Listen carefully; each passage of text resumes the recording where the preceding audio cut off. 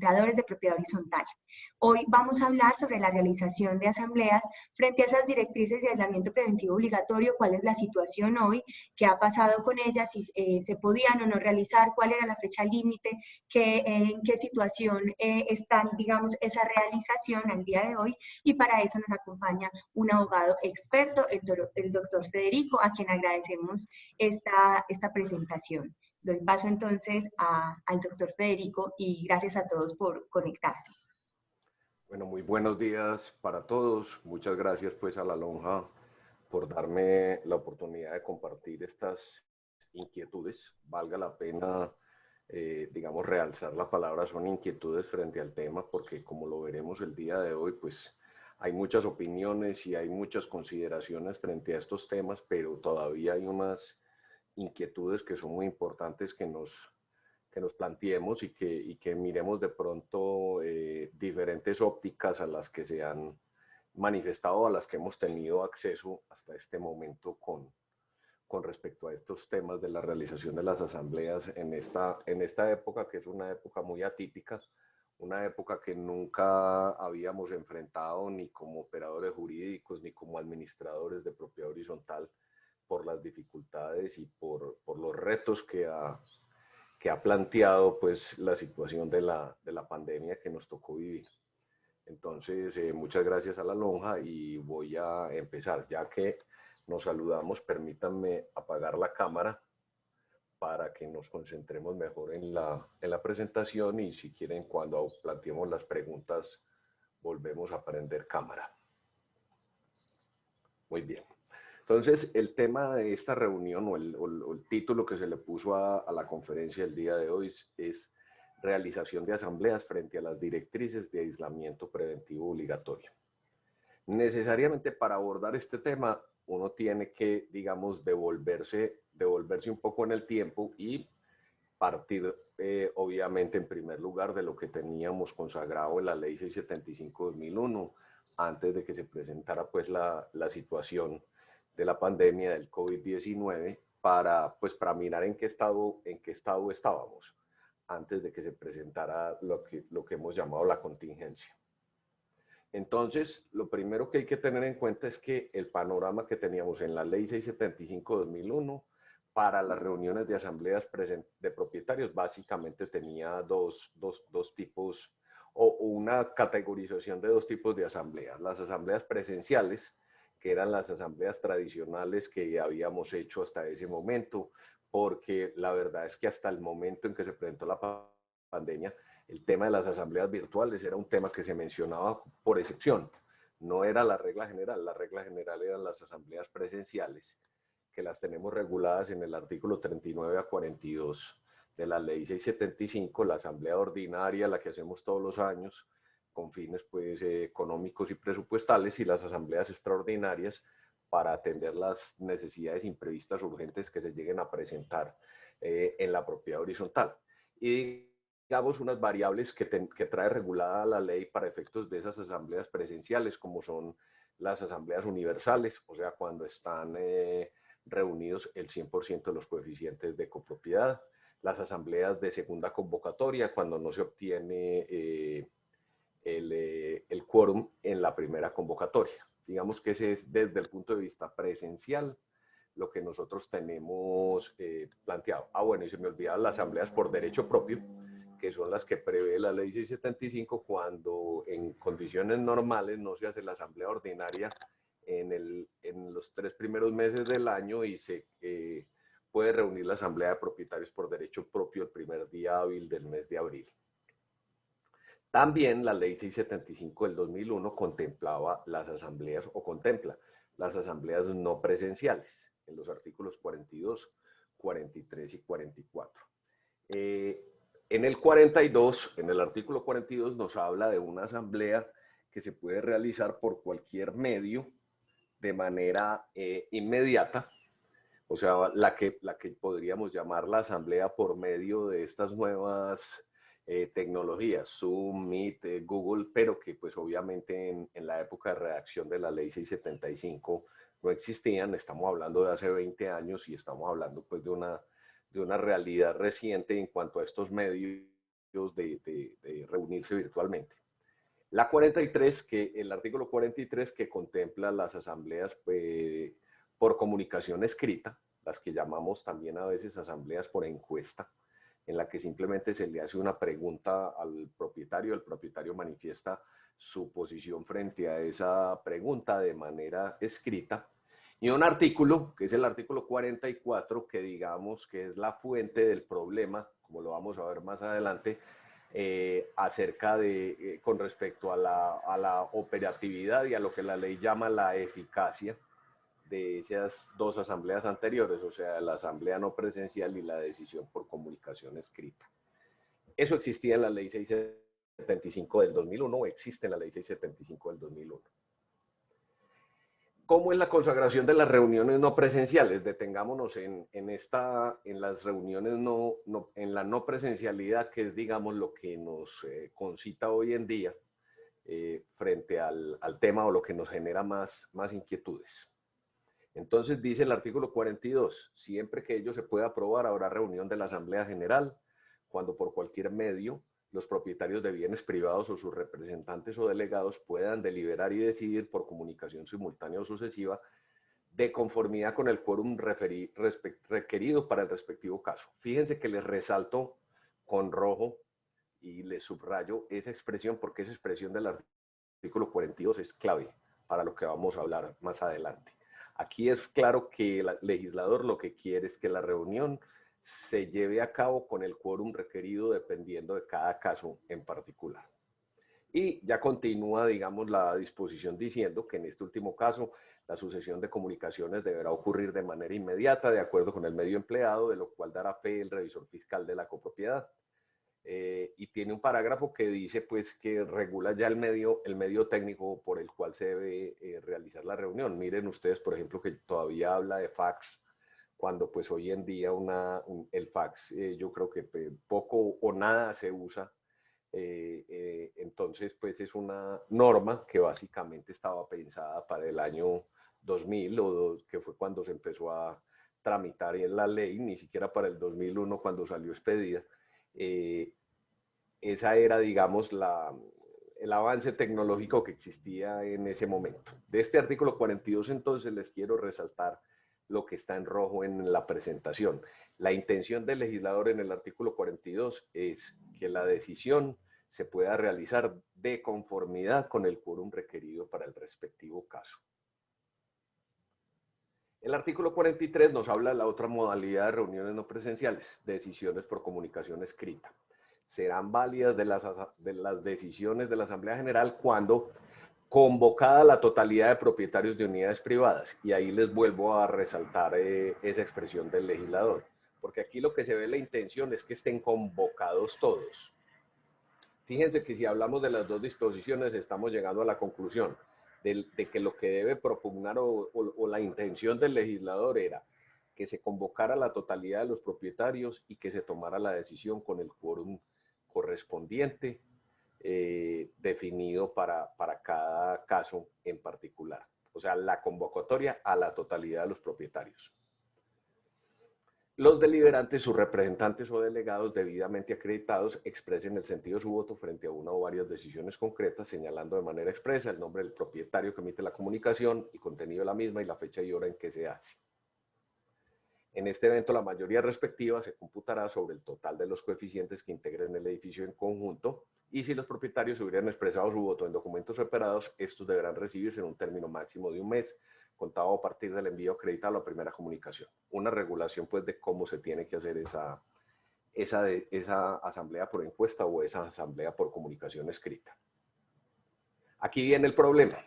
El artículo 44 dice: decisiones en reuniones no presenciales. En los casos a que se refieren los artículos 42 y 43 precedentes, o sea, los dos artículos que acabamos de leer, las decisiones adoptadas serán ineficaces cuando alguno de los propietarios no participe en la comunicación simultánea o sucesiva o en la comunicación escrita, expresada esta última dentro del término previsto en el artículo anterior. Las actas deberán asentarse en el libro respectivo, suscribirse por representante legal y comunicarse a los propietarios dentro de los 10 días siguientes a aquel en que se concluyó el acuerdo Entonces fíjense que aquí el 44 nos está diciendo, si uno de los propietarios no participa en la comunicación simultánea o sucesiva o en la comunicación escrita, la decisión es ineficaz. Hay una contradicción abierta entre el 44 y lo que dijeron el 42 y el 43, porque en el 42 de ninguna manera se planteó un quórum deliberatorio unánime o una unanimidad, tratando como de entender el alcance de la expresión participar en la comunicación y entendiendo que participar en la comunicación es deliberar. O sea, lo que nos llevaría al concepto de quórum deliberatorio. Entonces, fíjense que casi que uno podría decir, ¿para qué se tomó la molestia el legislador en el 42 y en el 43 generar ese par de reglas de quórum en el 42 y de convocatoria en el 43 para venir a decir en el 44 que realmente si alguno de los propietarios no está en la reunión, pues no tienen eficacia las decisiones? Ese puede ser el panorama o es el panorama de la ley 675 frente a este tipo de reuniones. Agreguémosle algo. El artículo 46 de la ley 675, que es el que habla de las decisiones que exigen mayoría calificada del 70%, expresamente eliminó la posibilidad de que esas decisiones se tomaran en reuniones no presenciales. ¿Eso qué quiere decir? Yo en una reunión no presencial o en una decisión por comunicación escrita no puedo tomar ninguna decisión de mayoría calificada del 70%. Entre ellas, las más importantes para la copropiedad, distintas pues a la aprobación del presupuesto. Pero digamos que esta reforma al reglamento de propiedad horizontal, desafectación de bienes comunes no esenciales, asignación de bien común de uso exclusivo, imposición de cuotas extraordinarias que superen 4 veces el valor de la expensa necesaria mensual, imposición de cuotas no necesarias, o sea, digamos lo que más puede llegar a ser de afectación, entendido pues que lo que más podría ser eventualmente la reforma al reglamento, no se podrían o no se pueden tomar en decisiones no presenciales. En ese caso, para esas reuniones, la ley exige presencialidad. O sea, la decisión necesariamente se tiene que tomar en una reunión presencial. Este punto que nos sirve para ilustrar o para añadir un ingrediente a la discusión, también nos va dando una pista de lo que sucede hoy.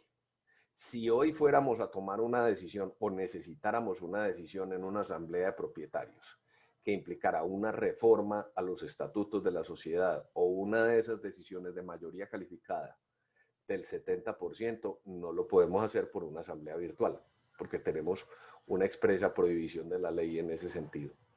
La ley nos está diciendo, estas decisiones no las puede llevar usted a reuniones si no son reuniones presenciales. Ahora vamos a ver al final de esta exposición que hoy en día se pueden hacer reuniones presenciales, bajo unas restricciones, pero es posible hacer reuniones presenciales. Traigo a colación un tema que me parece importante también para ilustrar la discusión, y es que cuando se presenta una ley a consideración del Congreso de la República, el ponente o los ponentes tienen, digamos, la obligación de exponer las razones o los motivos que generan la necesidad de impulsar ese proyecto de ley. Es lo que se llama la exposición de motivos de ley. Y me parece muy importante tomar dos aspectos de la exposición de motivos de la ley 675 que nos pueden ilustrar el tema. Entonces, en primer lugar, decían los ponentes de la ley, del proyecto que con posterioridad se convirtió en la ley 675, lo siguiente con respecto a las asambleas no presenciales. Dicen, el capítulo relativo a la Asamblea General de Propietarios trae una importante innovación. De todos es conocido que por diferentes razones, cada día es más difícil lograr que se reúna este órgano colectivo por falta de quórum. Se fija entonces la posibilidad de realizar reuniones no presenciales, mediante comunicaciones simultáneas y sucesivas en un caso o mediante comunicación escrita en otro, estableciendo parámetros obvios para que estos medios no se conviertan en mecanismos para manipular las decisiones. Basta comentar que los mismos argumentos que sirvieron al legislador para implantar este tipo de reuniones en las sociedades comerciales se aplican en idéntica forma a la asamblea de propietarios, pues al fin y al cabo ambas se refieren a la toma de decisiones por parte de un órgano colectivo. Lo que está, digamos, en negrilla y en rojo, básicamente lo señalo para mencionarles a ustedes que existe o que en el legislador, cuando se presentó este proyecto de ley, existía obviamente la intención de mirar figuras que se asemejaran en materia de legislación mercantil. Mucho se ha discutido si en ausencia de disposiciones de la ley 675 uno puede acudir al Código de Comercio. Realmente estamos hablando de dos personas jurídicas totalmente diferentes. Sin embargo, en la consagración de muchas figuras que hay en la ley 675, uno ve que el legislador se miró en el espejo de la ley 222 del 95 y en el Código de Comercio, normas de carácter mercantil. Específicamente en el tema de las asambleas no presenciales, esta es una figura que trae prestada o trae adaptada la ley 675-2001 de la ley mercantil. Esta es digamos, una conclusión que es importante conocerla, porque digamos que para el debate que se va a presentar a raíz de la expedición de otra norma que también es de carácter mercantil, es importante saber que siempre el legislador en materia de propiedad horizontal no ha desconocido ni ha hecho a un lado la normatividad mercantil. Cosa distinta es que yo pueda decir que puedo interpretar las normas mercantiles en los vacíos de la ley 675, ni más faltaba. La regla de interpretación es muy clara. Yo puedo traer normas prestadas cuando la misma ley me lo indica, pero sí es muy importante saber que para el legislador en materia de propiedad horizontal era importante lo que estaba pasando en la legislación mercantil y específicamente en el caso de las reuniones no presenciales, quiso traer la reglamentación que tiene el Código de Comercio a la ley 675 del 2001. Ese es un punto que encontré pues en la exposición de motivos de la ley 675. Otro punto que encontré que me pareció interesante para la exposición es el siguiente.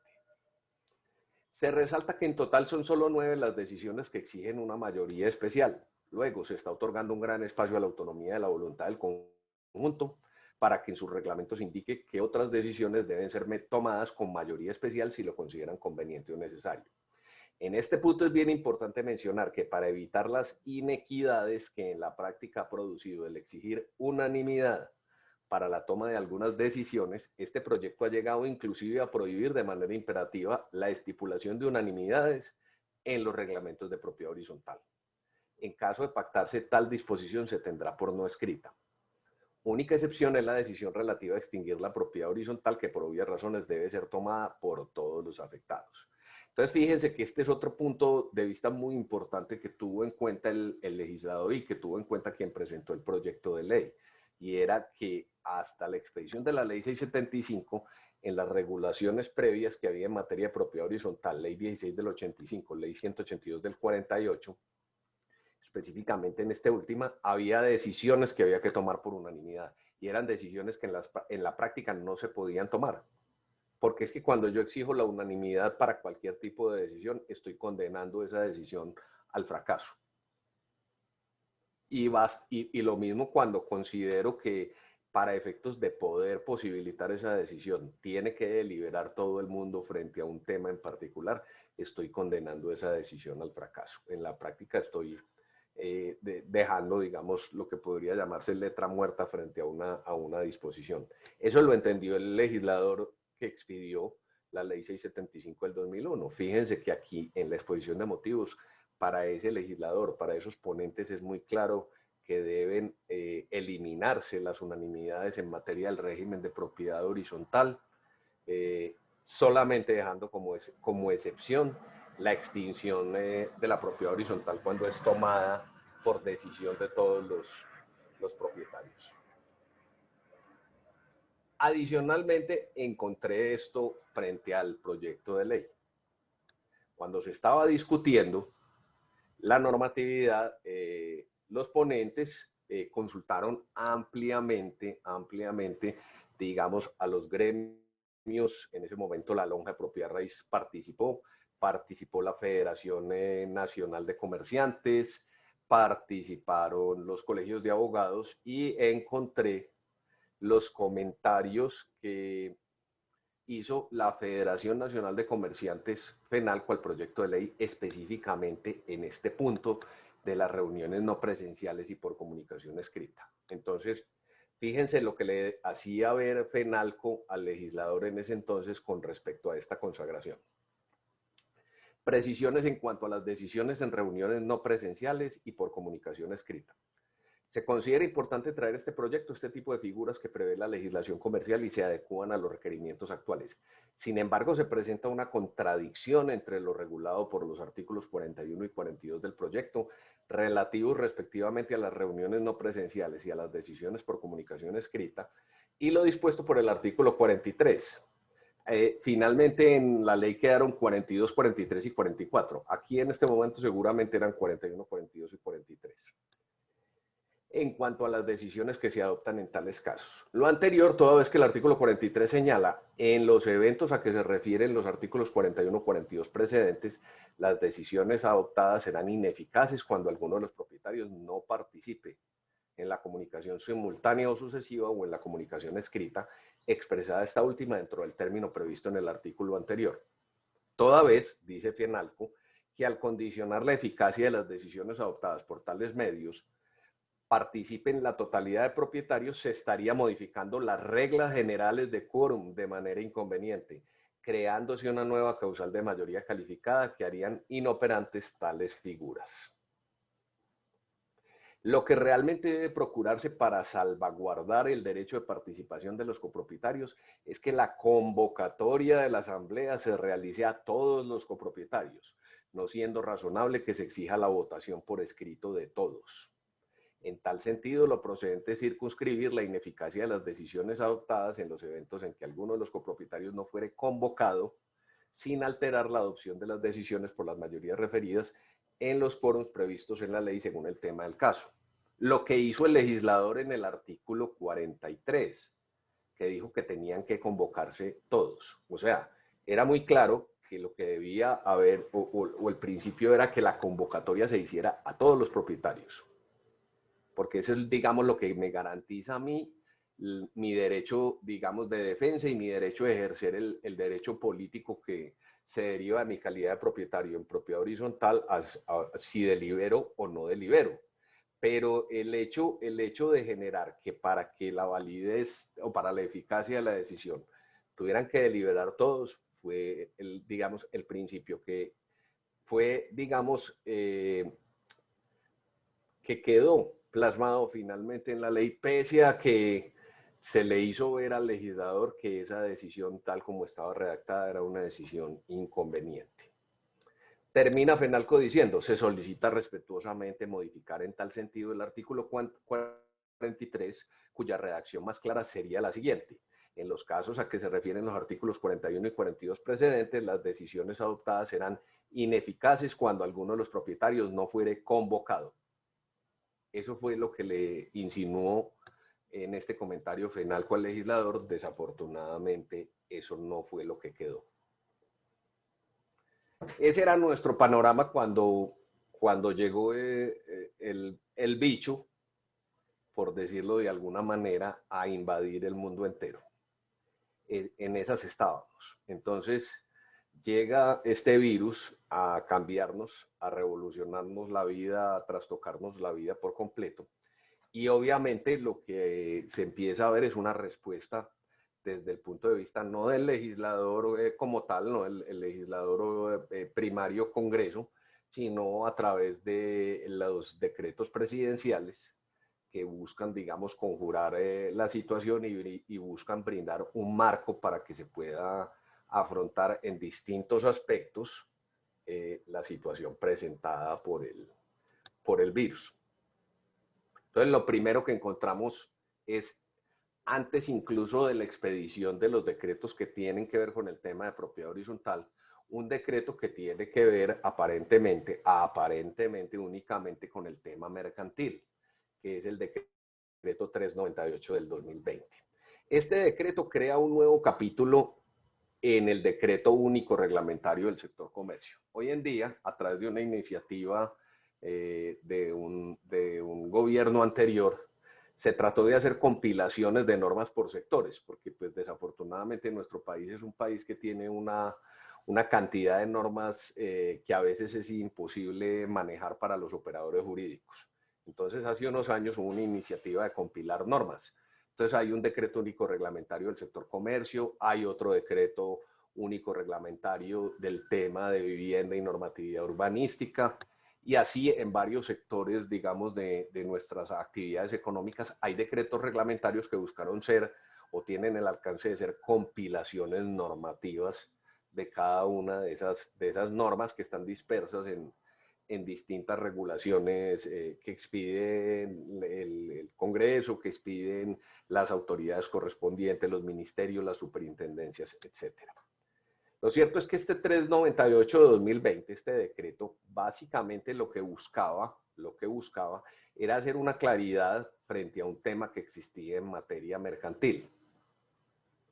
Específicamente, este decreto dijo que frente a las reuniones no presenciales en materia mercantil, cuando se hacía referencia en la disposición que regula las reuniones no presenciales en materia mercantil a todos los socios o miembros, se entendía de que se trataba de quienes participaran en la reunión no presencial, siempre que se contara con el número de participantes necesarios para deliberar según lo establecido legal o estatutariamente. En otras palabras, ¿qué hizo este decreto? Aclarar desde el punto de vista mercantil que cuando se tratara de reuniones no presenciales, de asambleas de accionistas o juntas de socios de sociedades mercantiles, cuando la disposición que regula la reunión no presencial hablaba de todos los socios, se tenía que entender que que se tendría que utilizar el quórum deliberatorio y el quórum decisorio requerido para que se pudiera adelantar la reunión y tomar la decisión correspondiente. O sea, eliminar el concepto de unanimidad en materia mercantil. Eliminar la exigencia de que para que hubiera reunión no presencial válidamente en materia mercantil, tenían que deliberar todos los socios o miembros de la sociedad. Hasta ahí, pues todo estaba bien porque uno decía, bueno, es una norma mercantil, tiene su aplicación frente a las decisiones de ese tipo de personas jurídicas. Pero ese decreto 398 tiene un artículo que es este que aparece más grande, que les pongo acá, que se llama artículo 3, aplicación extensiva. Todas las personas jurídicas, sin excepción, estarán facultadas para aplicar las reglas previstas en los artículos 1 y 2 del presente decreto en la realización de reuniones no presenciales de sus órganos colegiados. Entonces, lo primero que hay que decir es que todas las personas jurídicas son todas las personas jurídicas. ¿Y cuáles son las personas jurídicas en Colombia? Las sociedades comerciales, las corporaciones, las fundaciones, las cooperativas y las personas jurídicas que surgen de la constitución del régimen de propiedad horizontal. Las copropiedades son personas jurídicas, sin ánimo de lucro, pero son personas jurídicas. Así lo dice la misma ley 675/2001.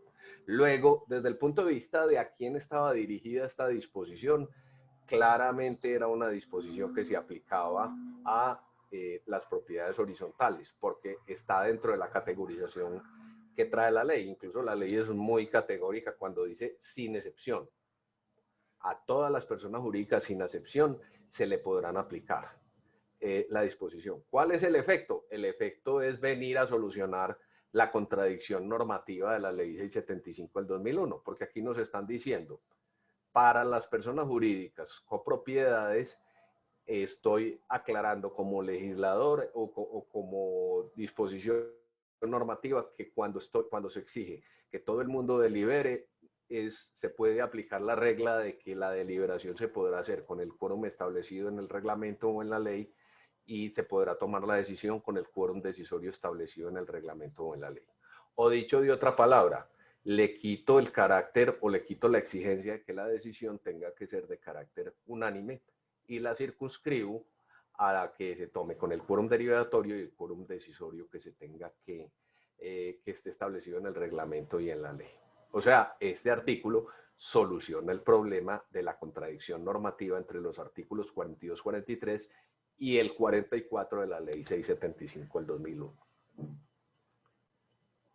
Después llega el decreto 579 de 2020, que fue el único decreto, si mal no estoy, que tocó el tema de propiedad horizontal con respecto al tema o para conjurar efectos de la pandemia. Inclusive es un decreto que no es amplio en materia de regulación en materia de propiedad horizontal, es más amplio en la regulación en materia de arrendamiento, porque el gobierno unificó los dos temas, sacó un decreto que tenía muy buena parte de la regulación del tema de cómo se podrían terminar los contratos de arrendamiento, específicamente los arrendamientos comerciales, y en un capítulo dejó 2 o 3 disposiciones, si mal no estoy, que tenían que ver con el tema de propiedad horizontal. Entre ellas, digamos, la que es objeto de nuestro análisis el día de hoy, que es la que tiene que ver con la realización de las asambleas.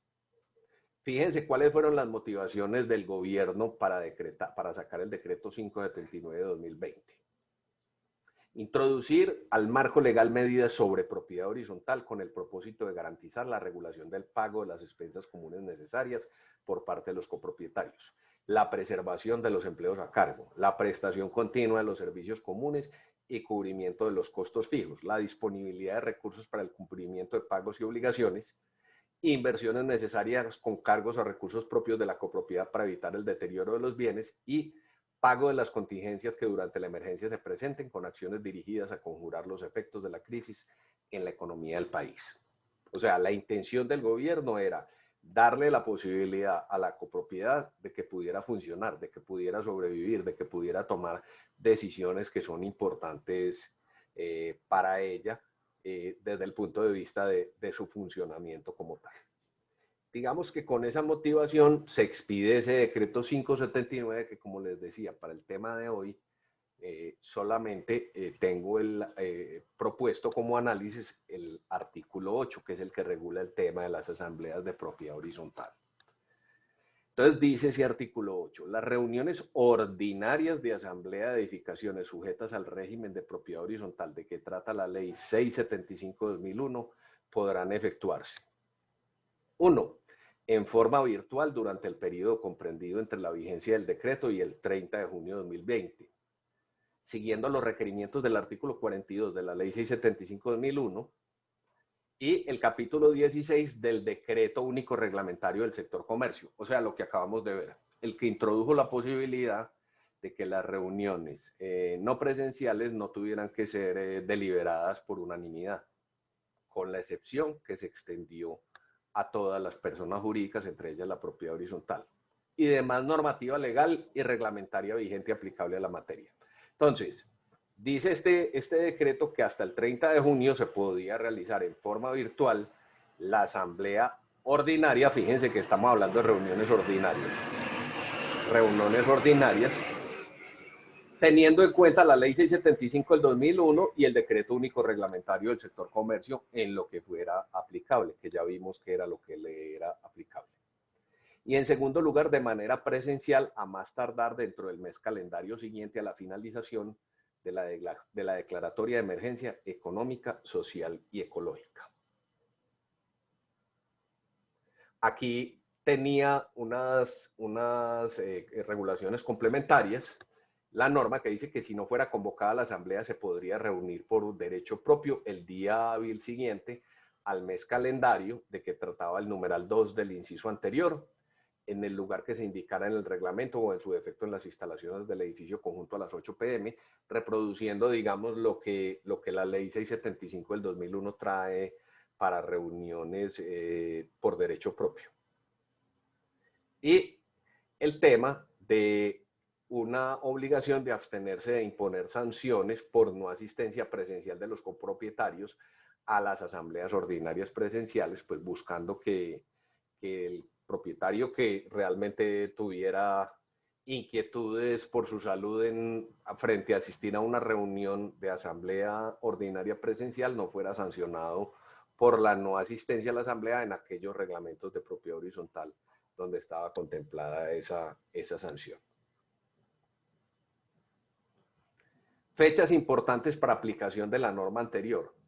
La emergencia económica, social y ecológica terminó el 5 de junio.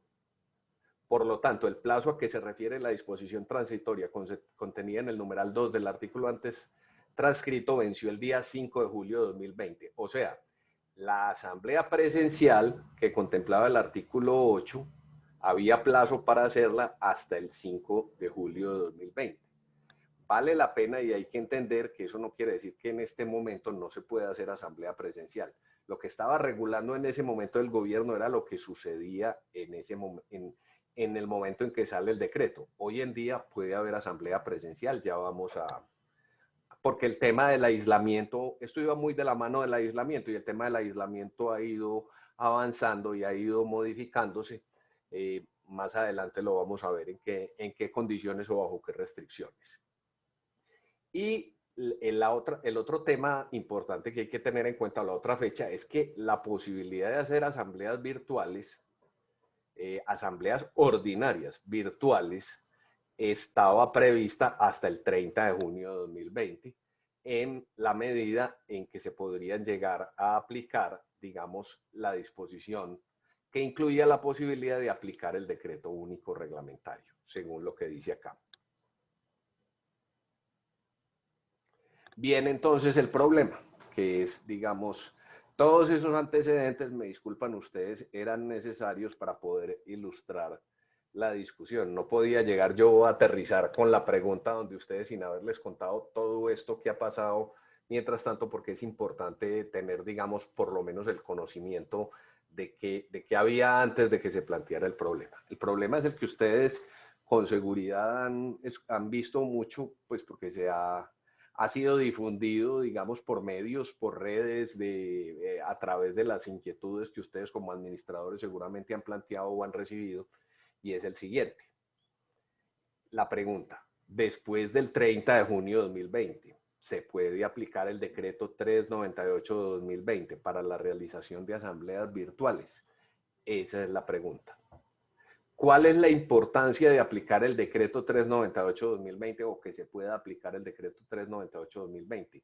Pues que yo podría realizar asambleas virtuales sin tener que tener un quórum deliberatorio unánime o sin tener la exigencia de que todo el mundo tuviera que participar en la deliberación. Esa es la importancia de la aplicación del decreto 398-2020 y de desentrañar si el decreto 398-2020 es aplicable o no es aplicable. Entonces, tenemos una primera posición frente a ese tema, o hay una primera posición que se ha planteado. Entonces, esa primera posición lo que señala es, no es posible aplicar el decreto 398-2020 después del 30 de junio de 2020. Toda vez que la aplicación de ese decreto en materia de propiedad horizontal era de carácter temporal. Entonces, quienes sostienen esa tesis dicen, hombre, es que lo que posibilitó la aplicación del decreto 398-2020 fue el decreto 579, que fue el que dijo que hasta el 30 de junio se podían hacer las reuniones virtuales teniendo en cuenta la ley 675 y el decreto 398, o lo que es lo mismo, la norma mercantil que permite hacer las decisiones, las reuniones virtuales sin necesidad de que todo el mundo delibere.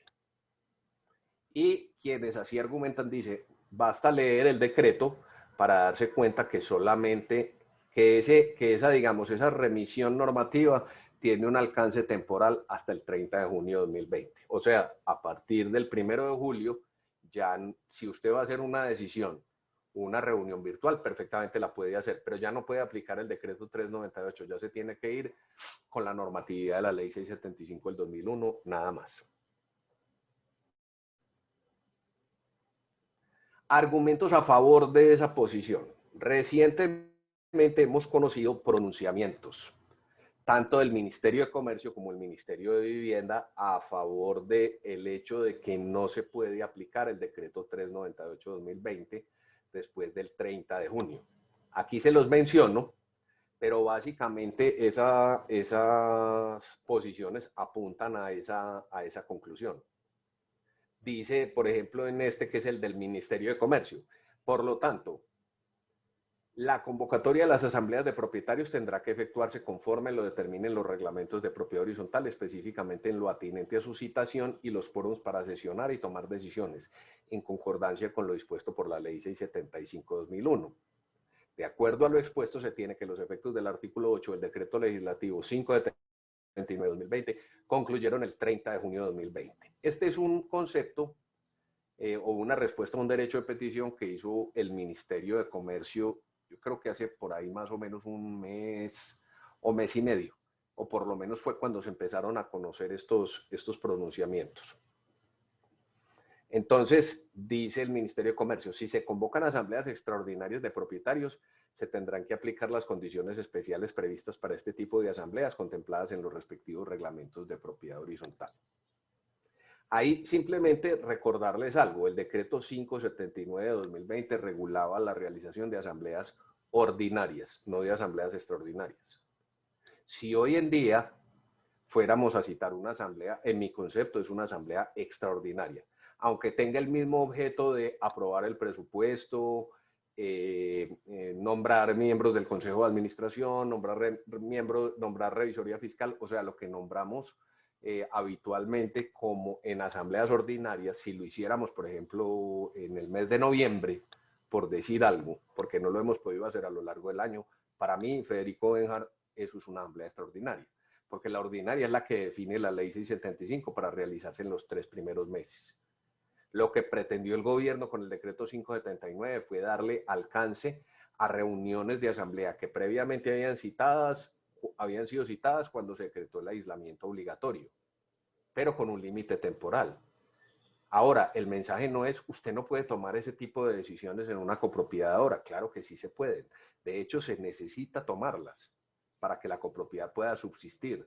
Lo que pasa es que si las vamos a categorizar o las vamos a clasificar como reuniones, ya no son ordinarias, sino que son extraordinarias. O sea que eso lo digo expresamente porque el 579 habla de reuniones ordinarias. Entonces yo creo que aquí tenemos que tener claro que nos estamos ubicando en el terreno de reuniones extraordinarias.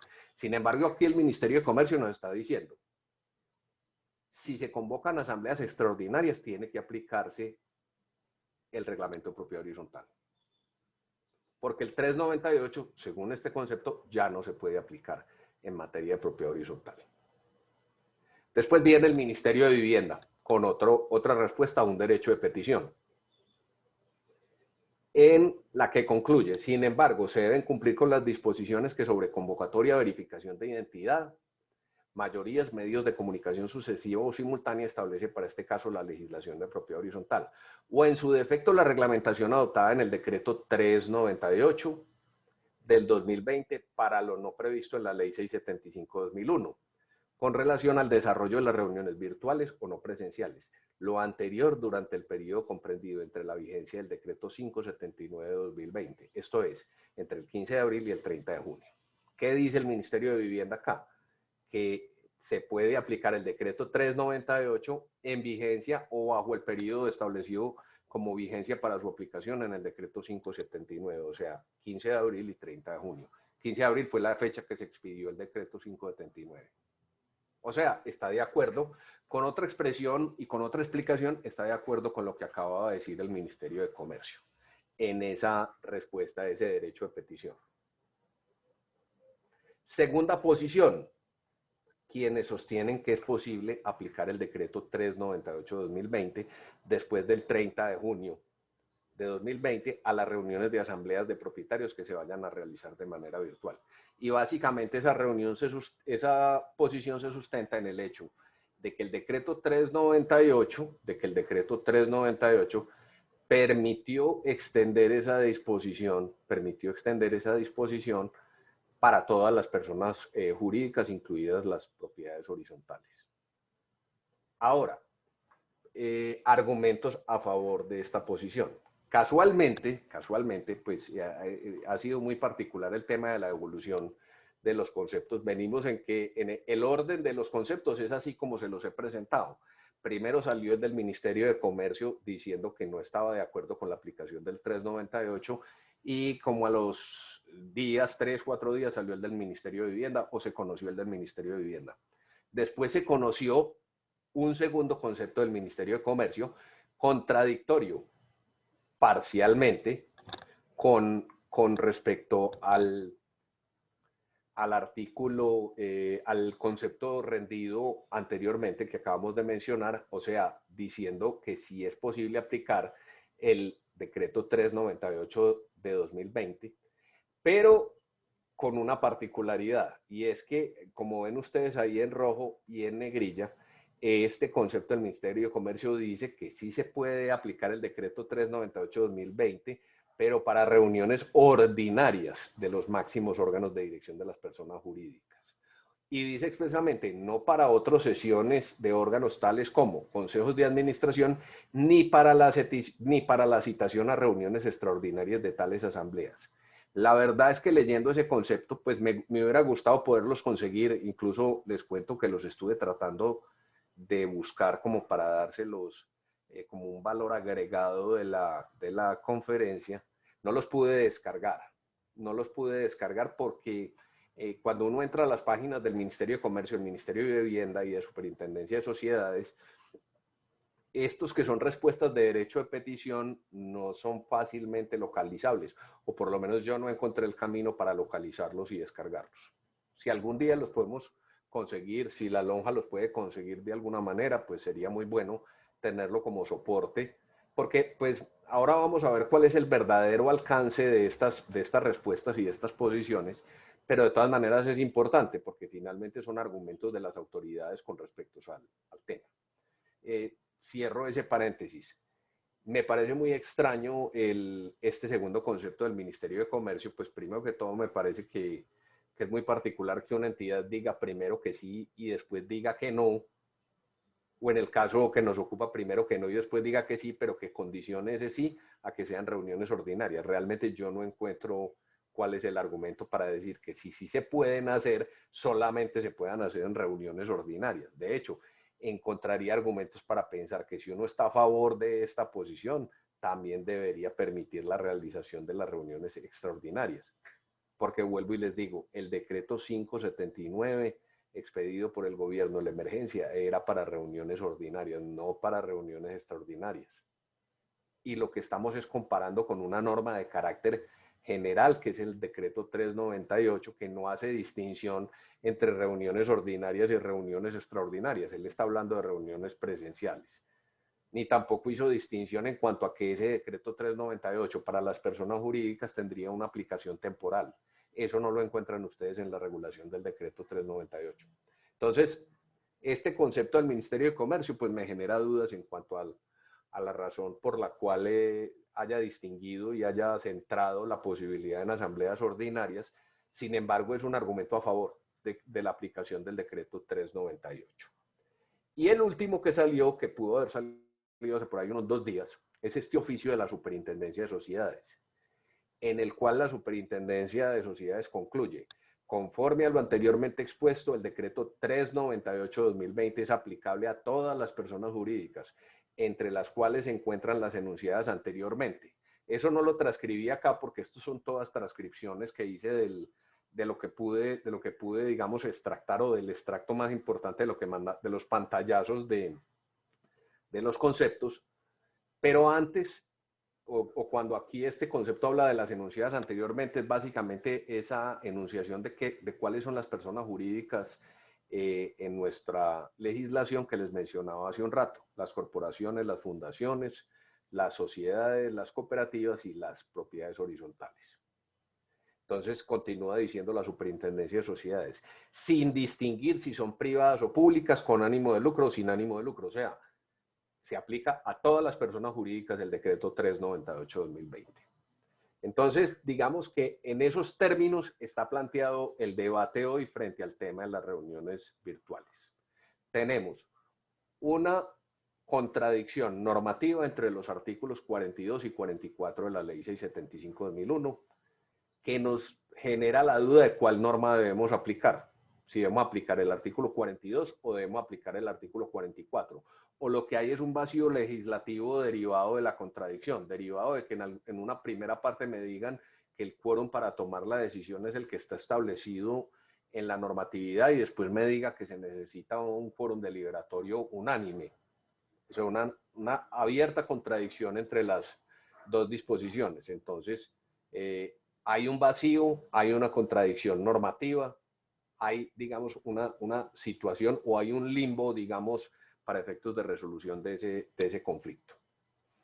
Segunda conclusión, claro en la exposición de motivos de la Ley 675 que el legislador quería prohibir cualquier tipo de unanimidad en la regulación de quórums y de mayorías en materia de propiedad horizontal, que quería favorecer este tipo de asambleas y que no existía pues una razón para ponerle, digamos, una bomba o una carga de profundidad a lo que el legislador quería consagrar como una facilidad para el tema de las reuniones de propiedad horizontal.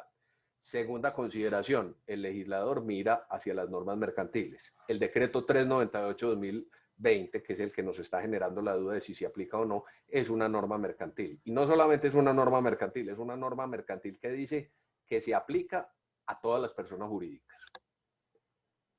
Tercera conclusión, el legislador no atendió las voces que le dijeron, usted está haciendo una cosa mala con la consagración que está haciendo en el artículo 44. O como dicen los niños pequeños, o como le dicen a los niños pequeños, usted está borrando con el codo lo que hizo con la mano. Se le explicó, se le planteó eso al legislador del 2001, pero esa consideración no fue atendida. Finalmente ese reclamo no quedó consagrado en la disposición. Cuarta conclusión, esta problemática nos surgió a raíz del COVID, a raíz de la pandemia, a raíz de las medidas de aislamiento. Antes no nos habíamos preocupado en la contradicción normativa entre el 42, 43 y 44. De pronto académicamente se hablaba del tema y si ustedes revisan los autores y la doctrina frente al tema, era un tema pues o un asunto que se mencionaba, pero la aplicación práctica y la dificultad práctica la empezamos a vivir a partir de las medidas de aislamiento y a partir del COVID y a partir de las dificultades para realizar las reuniones de manera presencial en este momento, que es como, digamos, el sistema que ha sido el predominante en materia de propiedad horizontal. Quinta conclusión, ante la contradicción normativa existente y ante el hecho de que no hay una norma que impida expresamente la aplicación del decreto 398 con posterioridad al 30 de junio del 2020, tenemos un problema y es si la remisión que hizo el legislador a esa norma es de carácter temporal o si la extensión que se hace de la misma no tiene límite en el tiempo. No tenemos una norma que nos dé esa respuesta. Es pura interpretación. Y finalmente los temas de interpretación los resuelven en nuestro medio los jueces. Nosotros en este momento podemos tener posiciones que nos gusten más al uno o al otro, que nos convenzan más al uno o al otro. Pero claramente no hay una posición que tenga un sustento tan, digamos, tan fuerte que en un momento determinado pueda decir esta es la posición predominante y deben desecharse las otras posiciones. Además, pues que tampoco en un debate académico y en un análisis académico de un tema cabe hacer un planteamiento como ese. Pero digamos, por decirlo de otra forma, no hay una posición que lo convenza a uno 100% más que otras posiciones. ¿A mí cuál me convence más o cuál es mi posición personal frente a este tema? ¿Qué creo yo? Yo creo que el decreto 398 no tiene una limitación espacio-temporal de aplicación. O sea, el decreto 398 claramente dice que esa regla que aplica para reuniones virtuales se aplicará para otras personas jurídicas, pero no dice en qué escenarios, no distingue entre si la regla hay que aplicarla para asambleas ordinarias o para asambleas extraordinarias, no distingue si acaso esa norma es citada por otra disposición, la aplicación será temporal. Dicho de otra manera, no hay ninguna regulación adicional del decreto 398 que nos permita llegar a la conclusión de que hay una limitación en la aplicación del 398 frente a esas otras personas jurídicas que expresamente extendió su aplicación. Tampoco la encontramos en el 579.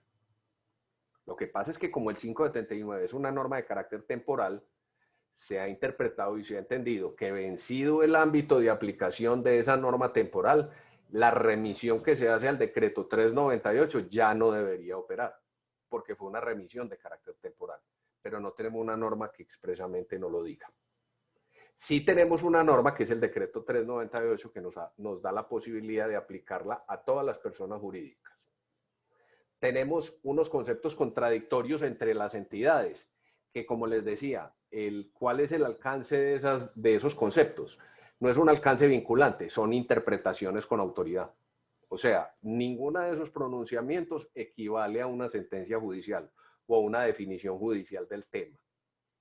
Son posiciones, son interpretaciones que tienen las distintas entidades. Lo que pasa es que las están haciendo los ministerios y las están haciendo las superintendencias, entonces son interpretaciones con autoridad, porque provienen, digamos, de entidades que tienen que ver con estas normas, con el Ministerio de Comercio y con la Superintendencia de Sociedades en lo mercantil y con el Ministerio de Vivienda en el tema de lo que tiene que ver con propiedad horizontal.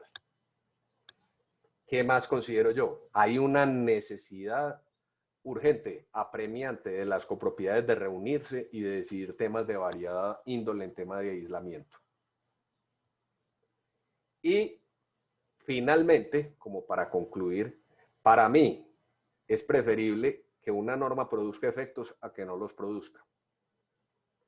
Y para mí también existe suficiente evidencia de la intención del legislador de abandonar el concepto de unanimidad. Conclusión, para quien esto les dice, Federico Benjar, hoy 9 de octubre, 9:04 p.m., 9:04 a.m.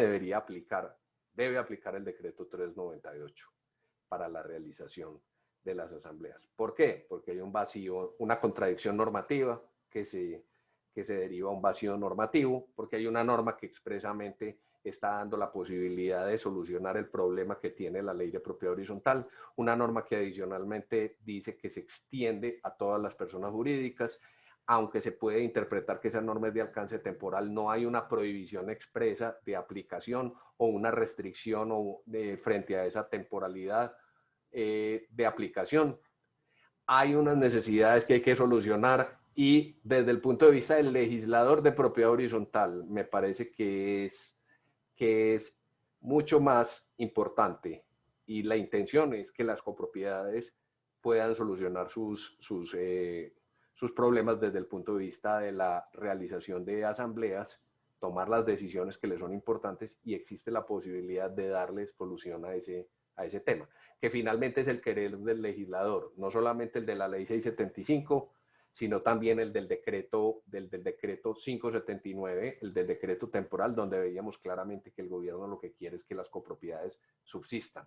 Entonces, esa es mi conclusión, pero les adelanto, obviamente, esa es una conclusión a la que he llegado después de hacer estos planteamientos y obviamente respeto sobremanera y entiendo y me parece debidamente sustentada la posición contraria, y es que el decreto 398 tenía un alcance temporal y que ya no aplica para la realización de asambleas virtuales. Eso, digamos, en lo que tiene que ver con las asambleas virtuales. ¿Qué pasa hoy con las asambleas presenciales? Hoy podemos hacer asambleas presenciales. No es que la única alternativa que tengamos para realizar asambleas sean asambleas virtuales. También podemos hacer asambleas presenciales. Pero para hacer asambleas presenciales tenemos que tener en cuenta estas dos disposiciones que les menciono acá. El decreto 1168 de agosto de 2020, Presidencia de la República, y la resolución 1462 del 25 de agosto de 2020, Ministerio de Salud. El 1168 es el último que regula el tema del aislamiento. Creo que hay uno posterior que simplemente lo prorroga, pero básicamente este decreto lo que busca es hacer claridad de que en ningún municipio del territorio nacional se pueden habilitar espacios o actividades que impliquen aglomeración de personas. Eventos de carácter público-privado que impliquen aglomeración de personas, de conformidad con las disposiciones y protocolos que expide el Ministerio de Salud y Protección Social. O sea, casi que dice el decreto de presidencia que el concepto de aglomeración lo tiene que desarrollar el Ministerio de Salud y Protección Social, que es lo que finalmente hace en la resolución 1462, en la cual extiende, digamos, el concepto de aislamiento y el concepto de las prohibiciones de aglomeraciones hasta el 30 de noviembre de 2020 y define que aglomeración es cuando en eventos de carácter público-privado se reúnen más de 50 personas. En conclusión, si yo tengo una propiedad horizontal pequeña, yo puedo hacer una asamblea presencial, obviamente con el límite de 50 personas y obviamente con otro límite que de pronto olvidé mencionar acá, y es que de conformidad con las normas de distanciamiento y bioseguridad, yo tengo que guardar una distancia que creo que es 1,5 metros, 2 metros entre personas en esa asamblea. Luego, con dificultades logísticas y con restricciones, yo puedo hacer una asamblea de propietarios presencial.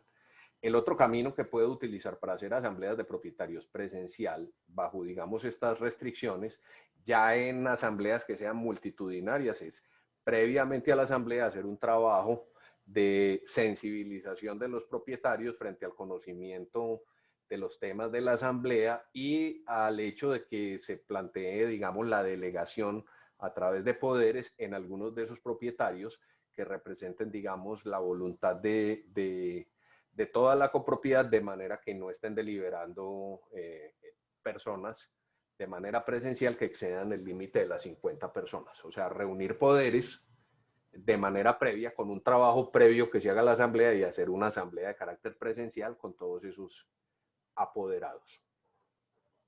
Conclusión. Puede reunirse esa asamblea de propietarios válidamente. No obstante, dada la situación de emergencia, no se podrán reunir más de 50 personas, teniendo en cuenta también, digamos, lo que les mencionaba con respecto al distanciamiento.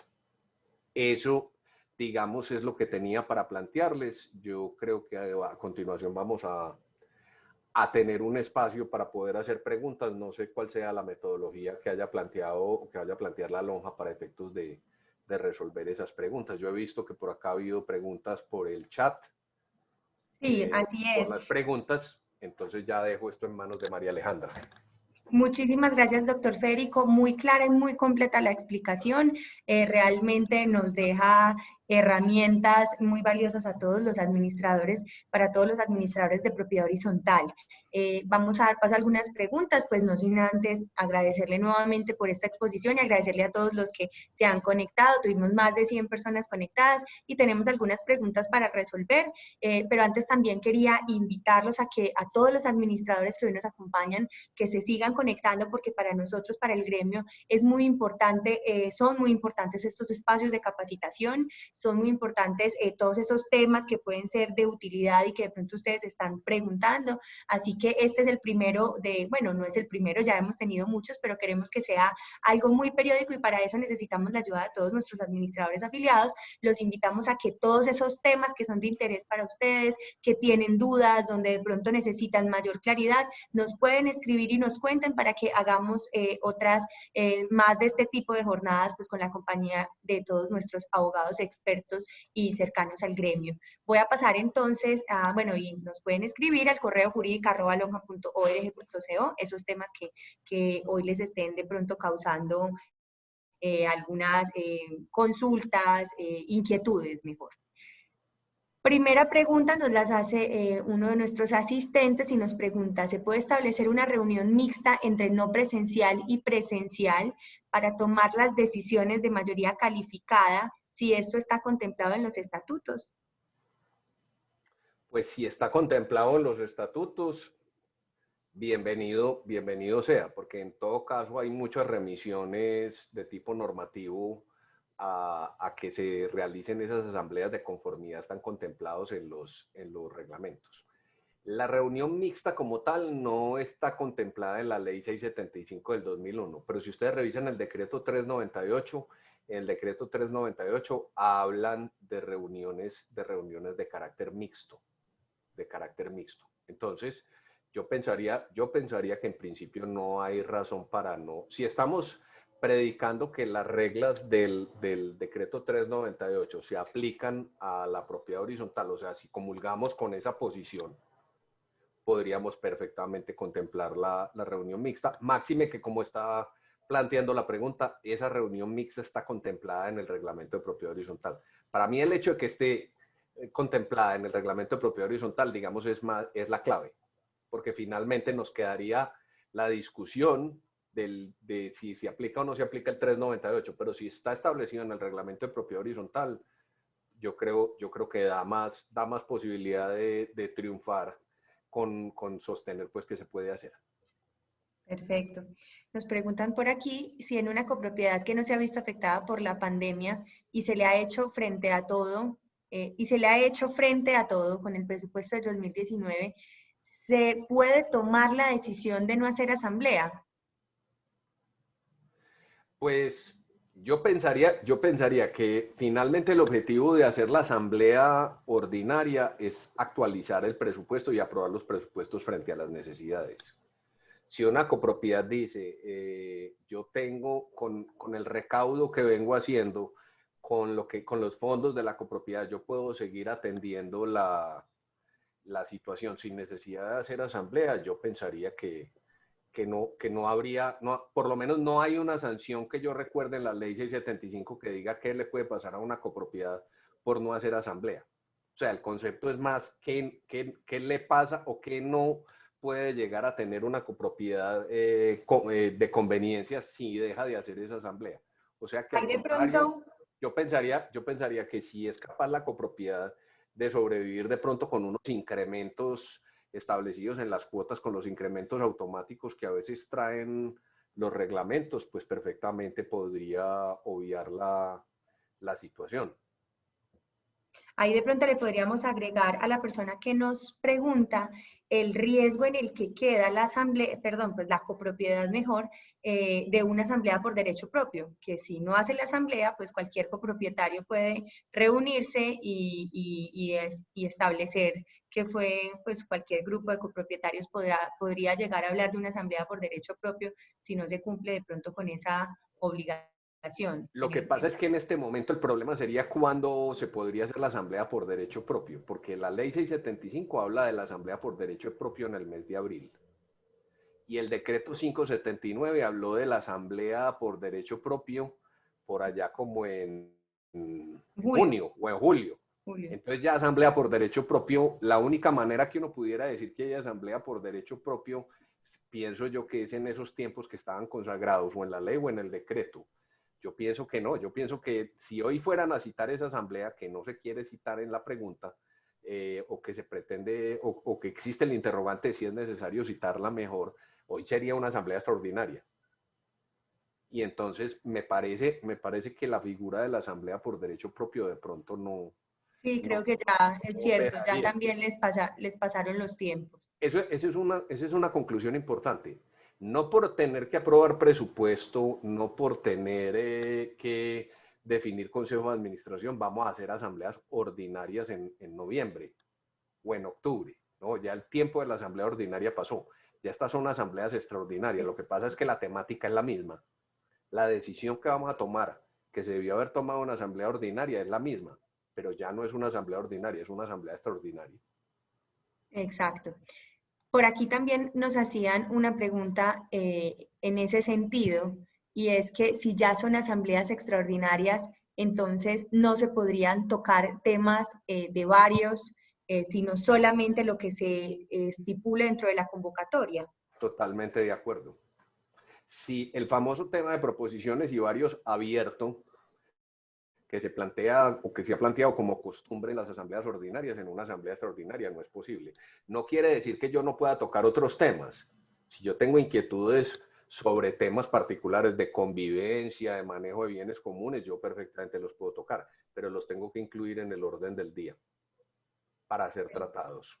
Incluso puede ser una ventaja que los temas de proposiciones y varios tengan que ser unos temas muy precisos. Uno perfectamente en organización de una asamblea podría, para efectos de, digamos, de precisar ese aspecto del proposición y varios, consultar Doctor previamente a Félix, la gente cuáles son los temas que les interesa mencionar. ¿Qué hay? perfecto. Natalia Villa nos pregunta, que qué pena que fue que se nos cortó la Se comunicación nos con. fue la onda. Sí, pero ya está perfecto. Natalia Villa nos pregunta si teniendo claro el panorama actual de las asambleas virtuales, estas serán ineficaces o legales en lo que resta del año y las ordinarias de 2021. Natalia, lo que digan los jueces de la República.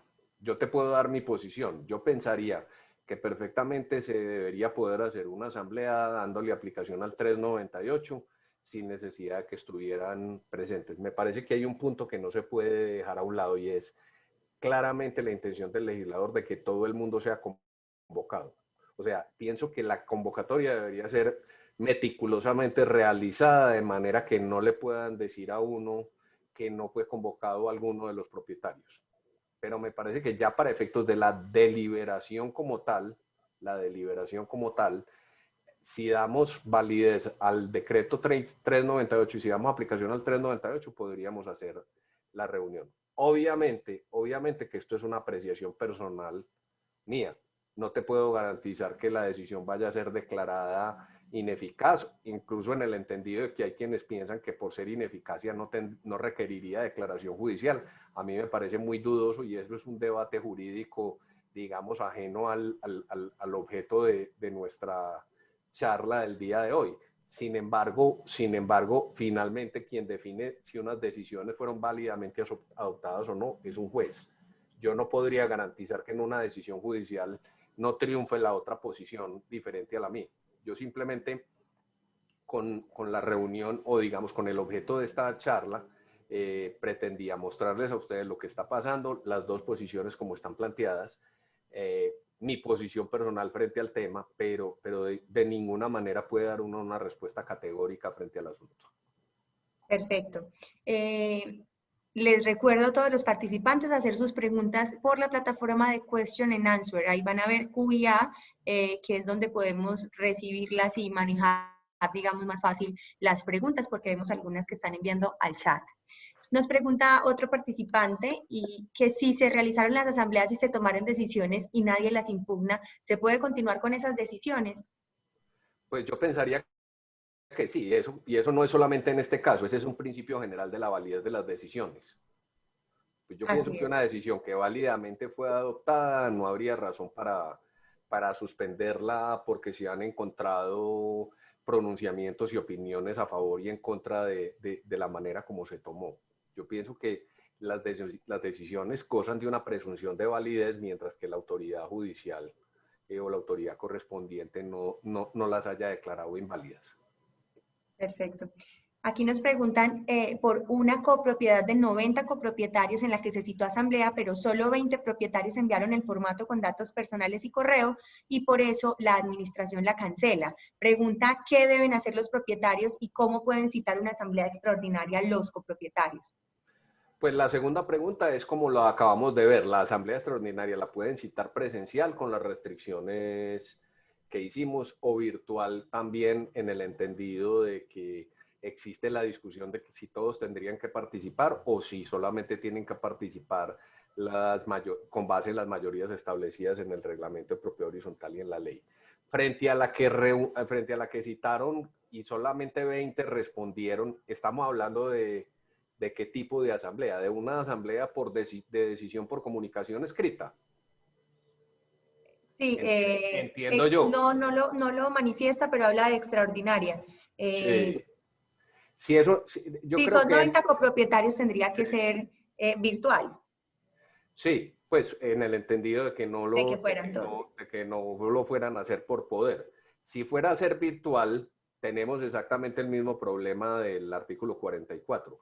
Y es que virtuales las podemos hacer por un medio tecnológico, Zoom, Teams, etcétera, o las podemos hacer por decisiones, por comunicación escrita. Más bien no presencial. Tiene esas dos variedades, o esas dos especies. En ambos casos tenemos el problema del artículo 44. En uno sería la participación en la reunión virtual y el otro sería la participación en contestando la encuesta, que sería entonces el planteamiento aplicado a la 43. ¿Será que el 44 lo que exige es que todo el mundo responda la encuesta? Y si alguno no responde la encuesta, entonces la decisión es ineficaz. Esa es la conclusión o digamos la contradicción normativa o el vacío normativo que genera el artículo 44, que también genera ese problema para las decisiones por comunicación escrita. Perfecto. Edith Velasco nos pregunta que si no hizo o si no hace asamblea en el 2020, ¿podría doblar el incremento en la asamblea del 2021? Pues de poder sí, lo que pasa es que la posibilidad siempre estará sometida a la aprobación de la Asamblea. Finalmente la Asamblea, independientemente de lo que haya pasado en un año correspondiente, COVID, no COVID, etcétera, es la que define cuánto es el aumento. Perfecto. Nos pregunta otro participante que si teniendo en cuenta que el decreto 398 de 2020 fue un decreto reglamentario y no un decreto con fuerza de ley, ¿podría este decreto reformar lo dispuesto en la ley 675 del 2001? Seguramente no es un administrador de propiedad horizontal quien formula la pregunta, sino un abogado. Esa es una discusión válida y ese es un argumento en contra de la aplicación del decreto 398.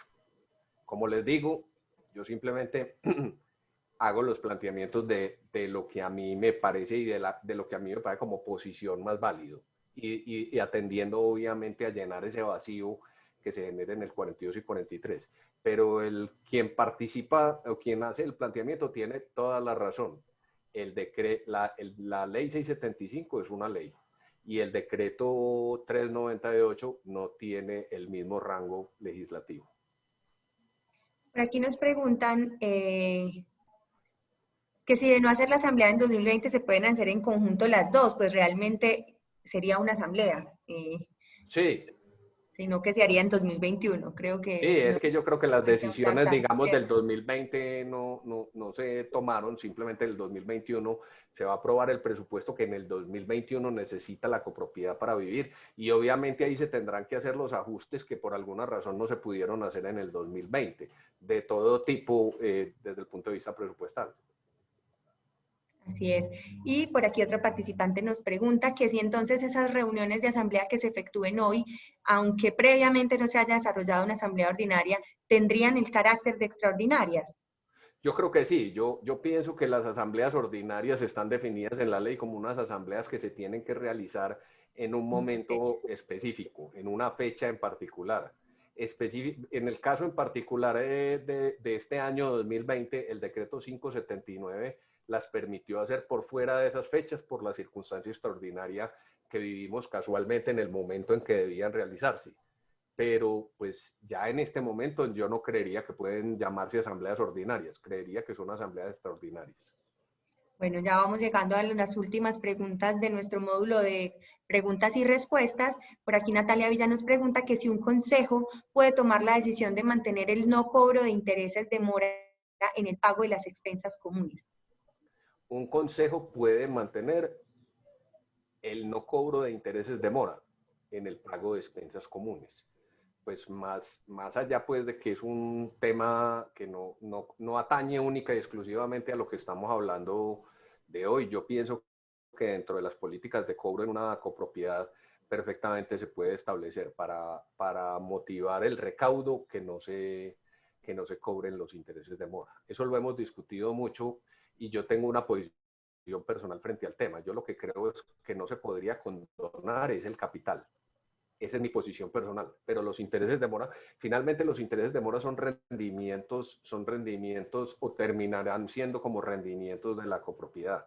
Lo que es presupuestado y lo que es cuota a cuota es lo que se aprobó en el presupuesto y es cuota ordinaria. Eso sería para mí lo que no se podría condonar, pero yo pensaría que perfectamente los intereses de mora se pueden rebajar. De hecho, entiendo que es una política de cobro que se utiliza mucho en propiedades horizontales. Perfecto. Y por aquí nos preguntan eh, si no se ha hecho asamblea, ¿qué pasa en la copropiedad cuando la representación legal del administrador es por un año, al igual que el consejo y el revisor fiscal? Debe ser que en los estatutos de ellos la representación legal del administrador está limitada a un año, así como el consejo y el revisor fiscal. Pues mira, ¿qué pensaría frente a la certificación? Aunque no me hagan, algún día hacemos una charla sobre certificación de copropiedades, María Alejandra, porque es un desastre y cada vez lo que oye uno son cosas más aberrantes en materia de la manera como se maneja la certificación de personas jurídicas propiedades horizontales. Yo pensaría que si en esos estatutos, normalmente en los estatutos se señala que el periodo del representante legal es un año, con la posibilidad de ser removido o ser reelegido para periodos que determine la asamblea de propietarios. ¿Qué creo yo? Frente a la representación, mientras que ese representante legal no sea reemplazado válidamente, seguirá figurando en el certificado de existencia de la copropiedad como representante legal, aún en el evento en que haya renunciado, por ejemplo. En materia mercantil hay una situación y es que el representante legal que renuncia puede mandar una carta a la Cámara de Comercio y la Cámara de Comercio anota esa renuncia en el certificado de existencia y representación para efectos de darle publicidad al tema. Eso no existe en materia de propiedad horizontal. Entonces, si uno pide un certificado de una copropiedad, simplemente saldrá el mismo representante legal hasta que sea reemplazado. No creo pues que el municipio correspondiente o la alcaldía correspondiente vaya a generar, digamos, una nota de que el cargo de administrador está vacante, porque finalmente lo que hace que el cargo quede vacante es que ese administrador renuncie o que haya sido reemplazado, no pues en cuanto a que quede vacante, sino a que cambie, digamos, la denominación. ¿Qué creería yo que debe pasar? Que deben seguir certificando el mismo representante legal de la copropiedad hasta que sea reemplazado. Perfecto. Y por último, tenemos una pregunta de Daniela Morales que nos consulta si para hacer una reunión por comunicación escrita, el plazo para enviar la convocatoria es el mismo de la asamblea ordinaria de 15 días y cuánto plazo se tendría que dar para las respuestas. Pues, doctor, ya, se nos había cortado. Ya lo escuchamos. Listo. Realmente la norma no trae un sistema de convocatoria diferente porque dice la norma, serán válidas las decisiones cuando sean convocadas la totalidad de propietarios de unidades privadas. ¿Cómo hay que convocarlos? Yo pienso que esa reunión sería una reunión extraordinaria. Habría que convocarlos, como diga el reglamento de propiedad horizontal, que deben ser convocados a reunión extraordinaria. Perfecto. Doctor Federico, porque no hay una norma. Sí. No hay una norma en el artículo 43 que genere un sistema de convocatoria especial para este tipo de reuniones. Entonces nos tenemos que ir a la norma general de convocatoria. Y siendo una asamblea extraordinaria, habría que mirar lo que establezca el reglamento en ese sentido. Perfecto. Doctor Federico, muchísimas gracias por toda esta información tan valiosa que nos regaló hoy para todos nuestros administradores de propiedad horizontal.